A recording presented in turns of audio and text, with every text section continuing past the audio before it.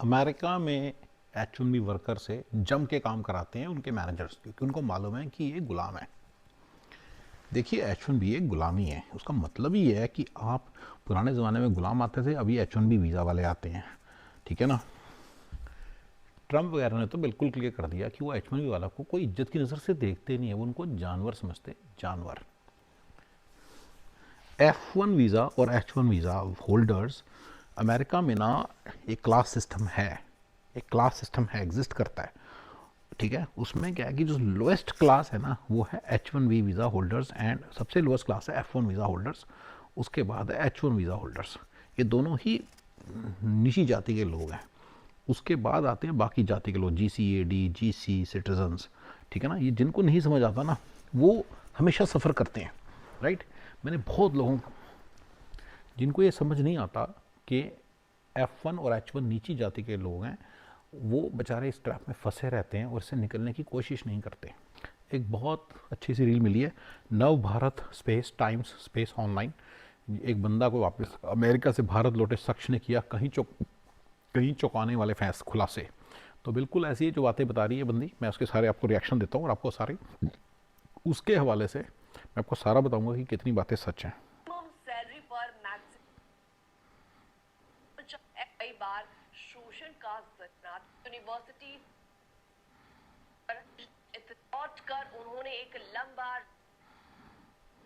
Rent, एक बंदा India से अमेरिका से वापस आया, उसने रेंट लिखा है। अमेरिका जाने का सपना देखता है, लेकिन वहां का सच इतना आसान नहीं है। कभी-कभी वहां इंडियन का शोषण करते हैं। अब जरा डिटेल में समझते हैं। सबसे पहले बात करते हैं रीजनल हायरिंग और बायस की। उन्होंने कहा कि अमेरिका की कई कंपनीज में रिक्रूटमेंट में एक पैटर्न दिखता है। वॉलमार्ट में ज्यादातर तेलुगु बैकग्राउंड के लोग एक दूसरे को हायर कर लेते हैं। इंटेल में गुजराती बैकग्राउंड वाले अपने ही लोगों को आगे बढ़ाते हैं। इंटेल में गुजराती बैकग्राउंड वाले अपने ही लोगों को आगे बढ़ाते हैं और वॉलमार्ट के अंदर कुछ तेलुगु लोग आगे बढ़ाते हैं। ये बातें बिल्कुल सच हैं। As far as H1B is concern, यहाँ आपको मुश्किल होएगी थोड़ी सी, ये बिल्कुल ऐसी कुछ प्रॉब्लम्स भी हैं। At the same time I can tell you something very interesting, अगर एज ए सिटीजन और ग्रीन कार्ड होल्डर आपको ये प्रॉब्लम्स नहीं आती, राइट। तीसरा इसका एस्पेक्ट जो है, जो मेरे को बड़ा इंटरेस्टिंग लगा, जो मैं बता रहा हूँ कि there is actually a need of Hindus from Hindi belt. The Hindi belt club की ज़रूरत है। जो हिंदी बोलने वाले लोग हैं, यानी कि जम्मू कश्मीर, पंजाब, हरियाणा, उत्तर प्रदेश, ठीक है, बिहार, MP, राजस्थान, ठीक है, नो गुजरात, नो बंगाल, इन सब की अपनी अपनी एसोसिएशन होती हैं। They are very loyal to their associations. तेलुगों की अपनी एसोसिएशन होती है, गुजरातियों की एज यू कैन सी उनकी अपनी एसोसिएशन होती है। They are very loyal to that and that is perfect, that's not a problem. आपकी एसोसिएशन नहीं है जिसके अंदर आपकी लॉयल्टी हो, ये आपकी प्रॉब्लम है, इन लोगों की प्रॉब्लम नहीं है। आप कह रहे हो गुजराती लोग करते हैं, तो आप भी तो बना लो ना, आप भी तो बहुत सारे हो, आप भी तो बहुत सारे हो। ये तो पूरा मेरा एक रिएक्शन वीडियो बनेगा इसके ऊपर, क्योंकि जब लोग कहते हैं ना तेलुगु इकट्ठे हैं, मैं पहले बताना चाहूँगा तेलुगु आर वेरी हेल्पफुल। आपको पहले हेल्प लेनी आनी चाहिए। गुजराती जो है ना ये भी बड़े हेल्पफुल होते हैं, आपको हेल्प लेनी आनी चाहिए। बंगाली मेरे दोस्त हैं, they are quite helpful and आपको हेल्प लेनी आनी चाहिए, ठीक है। ये हेल्प करते हैं एक दूसरे की, आप एक दूसरे को बहुत हेल्प करते हैं, आपकी भी हेल्प करेंगे। ऐसे अपने दिमाग से निकाल दो कि वो हेल्प नहीं करते, मैंने ली हुई हेल्प और एंड इट ऑलवेज वर्क्स, ठीक है।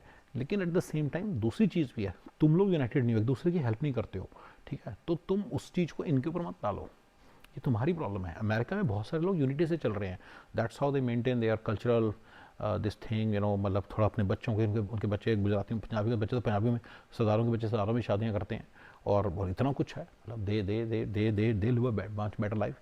मेरे सिंपल सक्सेस फॉर्मूलास को फॉलो करेंगे तो काफ़ी सारे मतलब ये प्रॉब्लम सॉल्व हो सकते। उसमें एक फॉर्मूला ये है जिससे कि लाइफ चेंज होगी, वो है हिंदी बेल्ट के लोग यूनाइट होने। हिंदी बेल्ट, हिंदी बोलने वाले, ठीक है ना। जैसे मैं, मेरी, ठीक है, मेरे पास कईयों की पंजाबी कोई नेटिव लैंग्वेज भी, लेकिन अगर वो नेटिव लैंग्वेज है पर क्या उनकी कोई ऑर्गेनाइजेशन है, सरदारों की होती है तो सरदार नहीं, ठीक है, नो मुस्लिम्स। मैं किसी को डिस्क्रिमिनेशन नहीं कर रहा हूँ, मैं सिर्फ एक वो बता रहा हूँ कि जो चाहिए, एक ऑर्गेनाइजेशन चाहिए जिनकी रिप्रेजेंटेशन नहीं है। हैरानी की बात है कि इनकी रिप्रेजेंटेशन नहीं है, जबकि ये सबसे ज़्यादा है हिंदी बोलने वाले हिंदूज।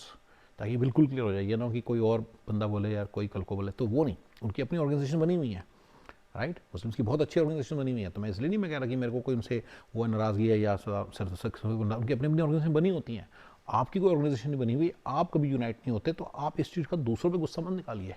आप कह रहे हो तमिल लोग एक दूसरे की हेल्प करते हैं, तमिल लोग आपकी भी हेल्प करेंगे फर्स्ट ऑफ ऑल, अगर आप मांगेंगे, मैंने पहले बता दिया है। इवन मुस्लिम्स बड़ी हेल्प करते हैं, इवन सिख बहुत हेल्प करते हैं।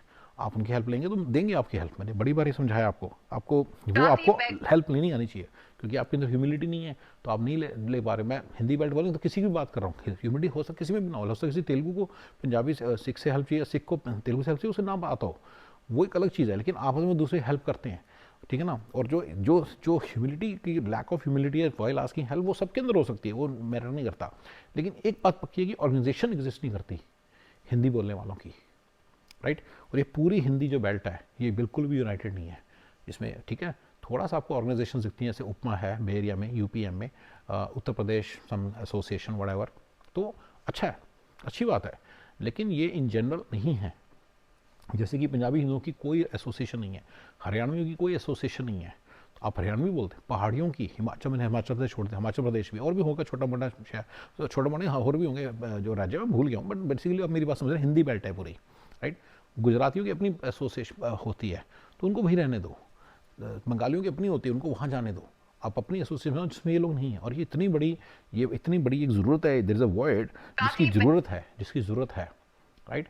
कुछ जगहों पे अग्रवाल समाज होते हैं, कुछ जगहों पे हैं, लेकिन इतना यूनाइटेड नहीं है। ऐसा नहीं कि वो डेली मिल रहे हैं एंड ऑल दैट स्टफ। तो ये थोड़ी सी चीज़ें हैं जो कि मैटर करती हैं। तो इसलिए उस प्रॉब्लम को ये बंदा पक्का हिंदी बोलने वाला होगा, हिंदी बेल्ट वाला होगा पक्का, मुझे नाम नहीं पता। ये देखो क्या इन्होंने ना फॉर दिस थिंग, इसका नाम शो है। ये तो एक सेपरेट वीडियो बनेगा पूरा मेरा, जिसके अंदर मैं बताऊंगा कि हिंदी बेल्ट वालों को मतलब यूनाइट होना होगा। और जब कोई दूसरा बंदा, बाहर वाला बंदा हेल्प ले, तो वो तो जैसे वो लोग हमारी हेल्प करते हैं हम भी उनकी हेल्प करेंगे, लेकिन आपको इकट्ठे तो होना ही होगा। ये आपके अंदर एक बहुत बड़ी कमी है, ये नहीं हो रहे हैं। जब ये नहीं हो रहे हैं तो ये फिर गड़बड़ हो रही है, ठीक है ना। और फिर ये आके बेचारे दुखी बड़े होते हैं। तो ये जो चीज़ बिल्कुल एक सेपरेट टॉपिक है, इस पर बनेगा। पहले हम इसके ऊपर बात कर लेते हैं कि H1B पे अमेरिका में क्या हाल होता है। बैकग्राउंड वाले अपने ही लोगों को आगे बढ़ाते हैं और इसी तरीके से यूनिवर्सिटी नेटवर्क्स भी काम करते हैं, जहां स्टूडेंट्स इंटर्नशिप के दौरान क्रिकेट खेलते हुए दोस्ती करके अपने नेटवर्क्स बनाते हैं और फिर नौकरी में एक दूसरे को पुश करते हैं। सुनने में नेटवर्किंग पॉजिटिव लग सकती है, लेकिन उनका कहना यह है कि यही नेटवर्किंग कई बार शोषण का जरिया भी बन जाती है। तो चलिए अब आते हैं असली मसले पर, एक्सप्लॉयटेशन और वर्कलोड पर। उन्होंने कहा कि ऐसे मैनेजर जो खुद भी H1B पर होते हैं, वो जानते हैं कि दूसरे इंडियन एम्प्लॉयज कितने वल्नरेबल होते हैं।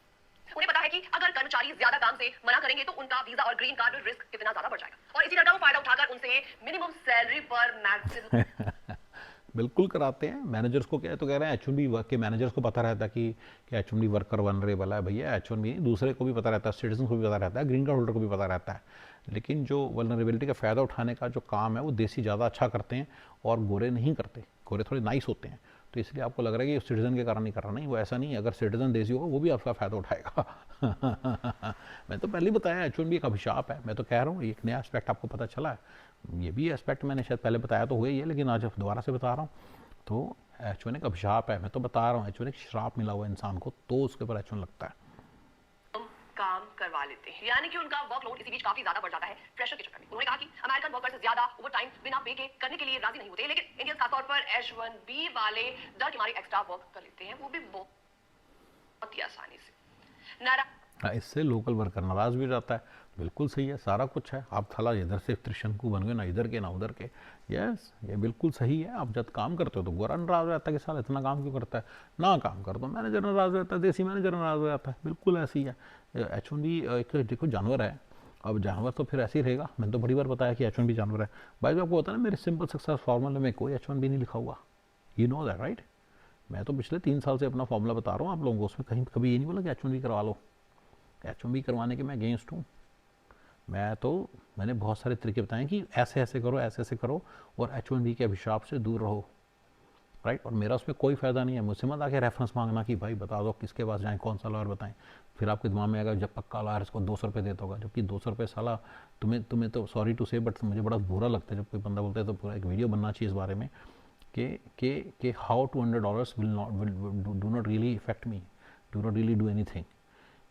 अमेरिका में बहुत लोअर क्लास जो लोग रह रहे हैं, जिनका दिमाग नहीं चलता, मतलब ट्रक ड्राइवरों से भी नीचे हैं साले, जिनका दिमाग ही नहीं चलता, वो कई बार आपको नज़र आएगा कमीशनगिरी करते नज़र आएंगे। पर जाके आप उनका लाइफस्टाइल देखो, उनके रहने का तरीका देखो, उनके सोच समझने का तरीका देखो। $200 करके मैं क्या घर थोड़ी खड़ा कर लूँगा। तो मुझे तो बड़ी अच्छी तरह से समझ आया कि मैंने तो शुरू में वीडियो बनाया कि कभी भी रेफरल काम ना करो। जो रेफरल का काम बिल्कुल ना करो इस कंट्री में, बहुत ही स्टुपिडिटी है, राइट। तो राइट, इस कंट्री में ऑर्गेनाइज वर्क बने हुए हैं, जैसे कि इंश्योरेंस एजेंट या रियल एस्टेट एजेंट, उनको करो, करना है तो उनको करो, लेकिन ये सब मत करो, ठीक है ना। तो ये सब मत करो, ठीक है ना। तो मतलब कि उन रियल एस्टेट एजेंट्स को बंदा रेफर करने का काम मत करो, मेकिंग सेंस। जब कोई मतलब जबकि गवर्नमेंट स्पॉन्सर एजेंसी है और उसका कमीशन वगैरह गवर्नमेंट सेट करने किए हुए हैं, सारे रूल्स एंड रेगुलेशन हिसाब से चलो, अलग बात है। जब कोई बंदा जस्ट लाइक दैट ऐसे किसी को रेफर कर जा रहा है, उसका कोई फायदा नहीं है। ये सारी मैंने बड़ी बार बताई हुई बात। तो ये तो मैं ट्रक ड्राइवर से नीचे औकात के लोगों को भी करने से मना करता हूँ। ट्रक ड्राइवर तो क्या करूँगा मैं, और उसका और आईटी के बंदे को तो क्या मैं करने को बोलूँगा, और मैं तो अपने डॉक्टर को तो मैं क्या करने बोलूँगा, और मैं तो अपने आप को वैसे भी 2-2.5 डॉक्टरों जितना मानता हूँ। तो फिर मैं क्यों, मतलब बताओ, कभी सवाल नहीं पैदा होता मेरे को। तो बहुत क्लियर है, मैं किसी चूतिया बिजनेस में, फालतू के बिजनेस में जाता ही नहीं। मैं तो बड़े बड़े बिजनेस में जाता है जिसमें 200,000 का प्रॉफिट है, तो मैं इसमें क्या जाऊँगा, इसमें 25 रुपये का प्रॉफिट है। बट ये लोगों को समझ कम होती है, राइट। लेकिन एट द सेम टाइम जिस बंदे को ये नॉलेज होगी, obviously has to be well versed in everything, उसको 25 साल का एक्सपीरियंस होना चाहिए। तो आपको ऐसे बंदे मिलेंगे नहीं जो आपको एडवाइस दे रहे हैं। तभी मैंने प्लेटफॉर्म पे ही मैं एडवाइस देता हूँ, प्लेटफॉर्म पे ही लो जो लेनी है। मेरे से मत आके पूछना, मेरे को मत कहना कि कोई लॉयर बता दो, कोई सीपीए बता दो, कोई ये बता दो। मैं कुछ नहीं बताता, ना मेरे पास कोई टाइम है बताने का। आप खुद ढूंढो। अगर आपको मेरा फॉर्मूला चाहिए, अगर आपको मेरे से बात करनी है, तो आप मुझे यहीं पे क्वेश्चन पूछो, मैं बता दूंगा कि आपको कैसे सीपीए ढूंढना है, ठीक है ना, कैसा सीपीए ढूंढना है, राइट। मैं बता दूंगा कि कैसा लॉयर ढूंढना है, उसमें क्या खास बातें हों। ये मैंने आपको थोड़ी सी बातें बताई हैं, ठीक है। इन चीज़ों को आप देख सकते हो थोड़ा सा, ठीक है। बट अदर देन दैट मैं आपको साफ बता रहा हूँ कि मैं कोई आपको लॉयर वगैरह रेफर नहीं करने वाला, ठीक है। वो भी क्योंकि प्लीज़ अंडरस्टैंड, तुम लोग कह रहे हो कि मतलब मेरी चीज़ जो सी है ना, मतलब मेरा एक टेम्पलेट है, मतलब फॉर्मूला है, एक टेम्पलेट है, ठीक है ना। मैं कोई फाइनेंशियल एडवाइज़र नहीं हूँ कि मैं आपके फाइनेंशियल, फिर मैं अगर एज ए फाइनेंशियल एडवाइज़र, फिर मैं तो फाइनेंशियल एडवाइज़र की तरह मैं आपका चूतिया काटता ना। You got it. बहुत ही आसानी से।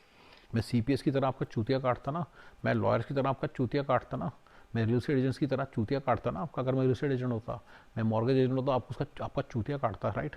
That's how they make money, that's how they maximise their profit, right. आपका बेवकूफ़ बना के।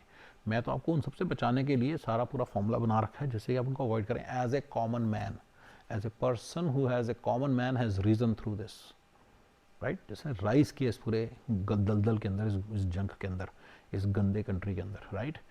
ठीक है, उसको समझा है। 26 साल की नॉलेज है। मैं कोशिश ये करता हूँ, अब मेरे फॉर्मूले में 26 साल की जो चीज़ें जो मैंने 26 साल में अचीव कर रही हैं, वो आप 26 महीने में अचीव कर लोगे। पर तब करोगे जब उसको फॉलो करोगे, राइट। और अगर आप कहोगे कि मैं फाइनेंशियल एडवाइजर की तरह आपको पूरा एडवाइस करूँ बैठकर, सीपीए की तरह सारी चीज़ों की जस्टिफिकेशन दूँ, मेरी चीज़ें बहुत सारी रिसर्चेज होती हैं कि जाके रिसर्च करो, गूगल मारो, रिसर्च करो।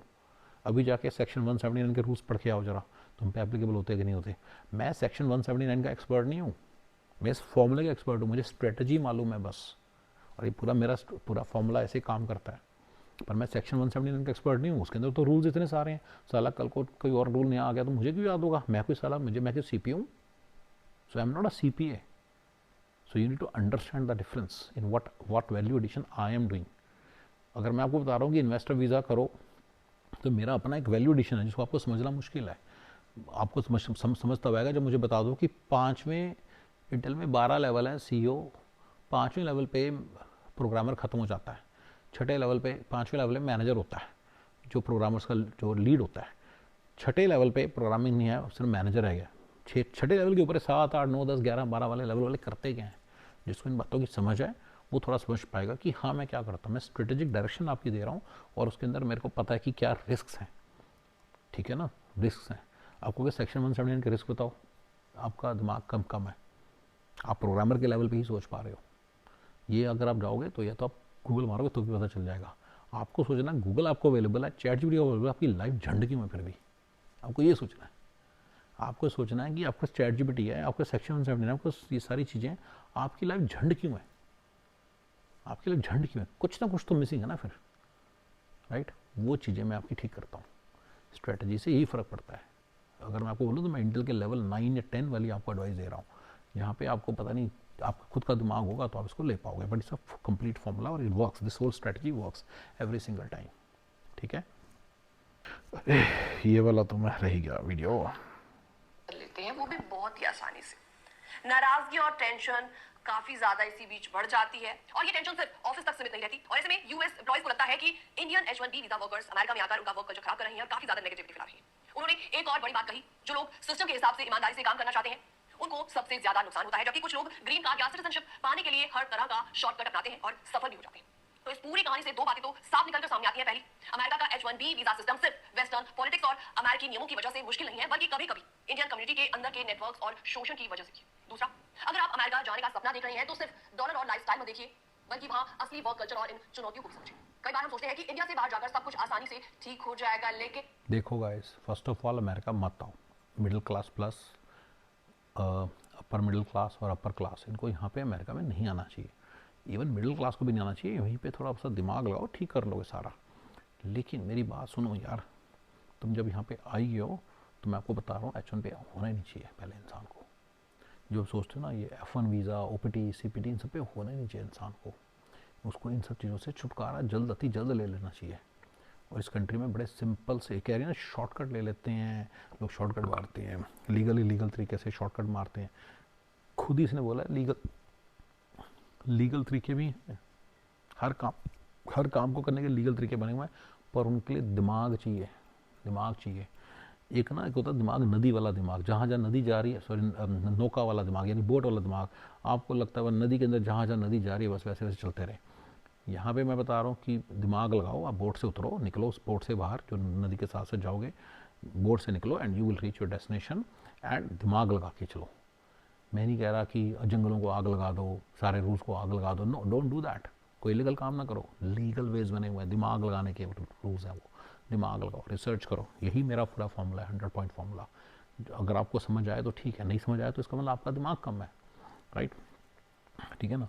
से ठीक हो जाएगा, लेकिन हकीकत में नए देश में नई चुनौतियां भी आती हैं। आपको क्या लगता है, क्या सचमुच इंडियंस का शोषण करते हैं या ये एक एक्सेप्शनल केस है? कमेंट सेक्शन में आप अपनी राय रख सकते हैं। बाकी तमाम अपडेट्स के लिए बने रहिए हमारे साथ। एक इंडियन प्रोफेसर बिल्कुल करते हैं, इंडियंस का शोषण करते हैं, इसमें कोई शक ही नहीं है, बिल्कुल करते हैं। आपको कैसे शोषण से बचना है और कैसे जल्दी जल्दी अपने डेस्टिनेशन तक जाना है, 10 से 12 हज़ार डॉलर पर मंथ पर पर्सन की इनकम कैसे अचीव करनी है, इसमें कोई दो राय नहीं है कि पॉसिबल है, बड़ी इजीली पॉसिबल है। लेकिन मेरे भाई लोगों पर हियर इज़ द थिंग, आपको थोड़ा सा दिमाग लगाना आना चाहिए। आप थोड़ा सा इस बात को समझो कि ये जिस तरह की पूरी चल रहा है ना, बंदा यहाँ पे आए जी, सब्ज बाग, ये H1, F1, OPT, CPT degree, MS। मैंने कितने सारे वीडियोस बनाए थे कि MS is a useless degree. मैंने कितने सारे वीडियोस बनाए कि H1 एक अभिशाप है। मैंने कितने बताया कि OPT CPT की फ्रीडम सुनने में, लेकिन है नहीं। अब देख लिया फ्रीडम, अब देख ली फ्रीडम, स्टूडेंट्स को कैसे सड़कों पर उठा के लेके जा रहे हैं, देख ली फ्रीडम। यही है, यही स्टूडेंटशिप है। एक बंदा मान लो कतर के अंदर किसी यूनिवर्सिटी में पढ़ाई कर रहा है, स्टूडेंट वीज़ा पे, ऑब्वियसली नॉन डिपेंडेंट है तो स्टूडेंट वीज़ा पे है वहाँ पे, तो भैया उसके साथ आप USA के स्टूडेंट को कंपेयर नहीं कर सकते। यस, USA का स्टूडेंट एक गुलाम, एक घटिया सा वीज़ा है, एक घटिया सी, उसमें इतनी सारी चैलेंजेस हैं, ये कर वो कर, राइट? लेकिन अमेरिका में ऐसे नहीं है, सॉरी कतर वगैरह में ऐसा नहीं है, तो आपको पता नहीं चलता। और इंडिया में तो बिल्कुल ही नहीं है, इंडिया में तो आप राजे हो, तो आपको पता नहीं है कि सब चीज़ें क्या बातें हो रही हैं, लोगों को पता ही नहीं सब बातों का। तो गाइस बस मेरा एक रिएक्शन था, मैंने कहा चलो बता दूं। Thank you guys.